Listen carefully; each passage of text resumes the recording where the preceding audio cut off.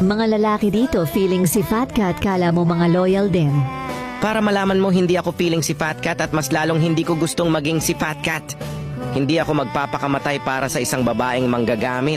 Hindi ako magpapakamatay para sa isang babaeng manloloko at mas lalong hindi ako magpapakamatay para sa isang babaeng hindi kayang makuntinto sa isang relasyon. Ito no offend pero para sa akin mga tanga lang ang may gustong maging si Fat Cat. Isipin mo ng mabuti. Magpapakamatay ka ng dahil lang sa niloko ka ng isang babae. Take note, niloko ka. Putang ina, doon pa lang sa niloko ka alam mo nang hindi siya karapat-dapat pag-alayan ng buhay tapos ikaw magpapakamatay. Tang ina, isang malaking katangahan yan. Baka may magsabi dyan sa inyo na wala kang alam sa mga pinagdaanan niya, nagmahal lang siya ng lubos kaya nagawa niya ang magpakamatay. Hindi ka kasi marunong magmahal kaya nasasabi mo yan.